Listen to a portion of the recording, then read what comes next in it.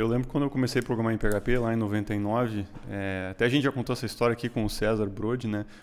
Um projeto de gestão universitária, né? Chamado SAGU. O PHP 3, os primeiros dias de programação eram como desbravar um universo que ninguém tinha desbravado antes ainda, né? A gente não tinha... bom, primeiro a gente tem que situar quem está vendo o vídeo agora como é que era a internet naquela época, né? Uma época que não tinha GitHub, não tinha Facebook, não tinha Twitter. Então, como é que os programadores se comunicavam quando tinham alguma dúvida, né? Então, existiam alguns fóruns e algumas mailing lists, alguns grupos, né, de discussão na web. As BBS, né? Pouca coisa ainda, mas então acho que na época existia um grupo de mailing de PHP no Brasil que quando alguém se apertava assim numa situação, né, podia recorrer a isso. Mas poucos conteúdos na web, né? Então você vai criar um projeto novo numa linguagem que você não tem no que se basear, né? Não tem outros projetos, não tem templates, não tem frameworks. A gente está falando de uma época que não tinha framework, não tinha um projeto para você dar um clone, para você usar aquela arquitetura. Não tinha GitHub para você buscar dados. Você tinha que criar do zero, né? Tinha que aprender todas as etapas de input do usuário, de rotas, né? de filtro de dados, de manipulação de banco de dados do zero. Claro que hoje em dia, se você vai criar um projeto do zero, você já tem lá um template, N templates, N frameworks para começar. Né? Então, naquela época não tinha. Como é que foram os primeiros dias de vocês, né, no PHP? Acho que do Cleiton foi um pouquinho diferente, né, que ele já pegou numa época um pouco mais avançada, eu acho. Né? Como é que foi esses teus primeiros dias assim, que tu lembra, Roberto? Olha, em cima de apostila, em cima de contatos com alguns amigos que estavam ainda cursando faculdade ou fazendo especialização, que tinham mais informação, que tinham mais acesso a esse tipo de dados, que você acabava te informando, olha, faz assim, faz assado, te passava algumas estruturas para você começar a entender melhor como aquilo suportava. E muito teste, cara. Fazia muito teste. Então, Experimentação, né? Experimentação direto. Ver o que resultava, né? Era tentativa e erro, né? E ver o que acontece. Isso toma um tempo gigante, mas eram aplicações pequenas. E não tinha debug naquela época. O mais importante, não tinha debug. Não tinha o Xdebug, não tinha nada. Você fazia o Zend, com dump, com echo, você fazia o debug. Então, escrevia usando um editor de texto simples. Aí comparado com outras... Notepad.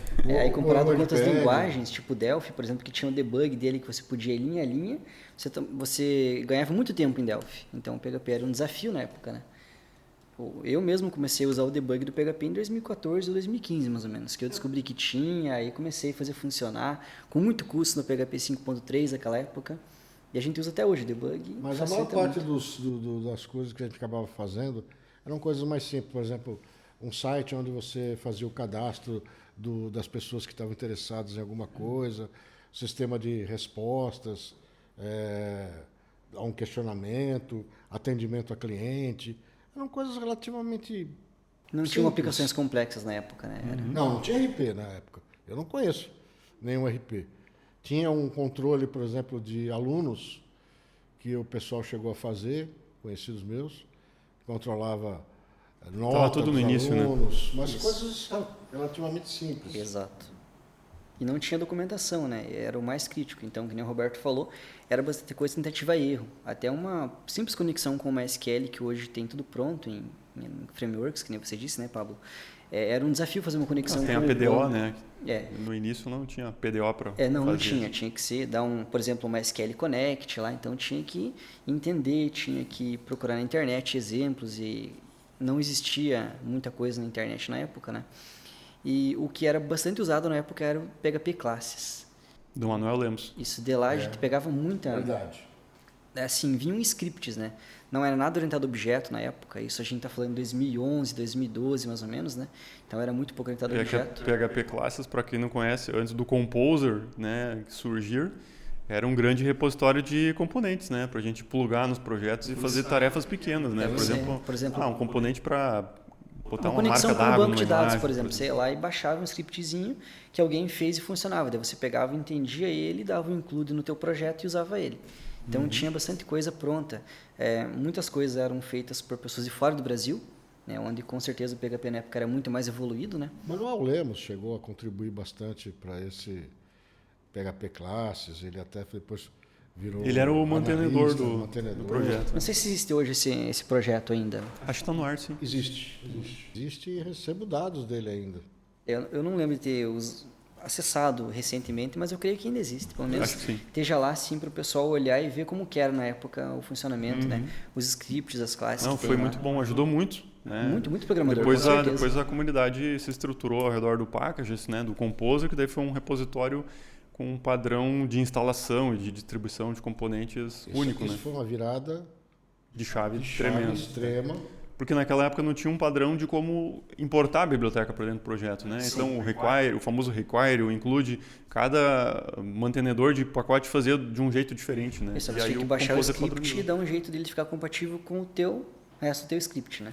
Então era um grande desafio, às vezes uma versão diferente do PHP. E naquela época, né, Roberto, eu não lembro se o pessoal focava muito em versão de PHP, né?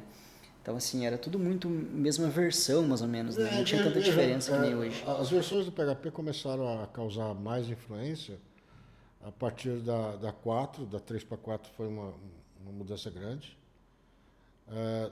Da 4 Da para 4 5 para também. 5 também teve uma alteração mais considerável. A 7 foi outro divisor de águas. Concordo. Né? A versão 7, você já está num outro patamar e outro mundo. Né? Sim. Na 4 o PHP já era bastante popular. Sim. A 5 resolveu muitas questões da orientação a objetos que faltava ter recursos na linguagem. E a 7 deu um pulo além de recurso de desempenho, A 7 deu um pulo de desempenho. gigante que a comunidade estava esperando. Né? E ela trouxe bastante depreciação de muita coisa. Muita coisa deixou de Algumas- funcionar, né? Umas Teve que ser técnicas usado. não muito recomendadas foram abolidas. Né? Sim, exatamente. Verdade. Agora já do 7 para o 8, a melhoria está tendo muito mais, são mais detalhes, né? Não é nada assim... Já está bem solidificado. Sim. Bem solidificado.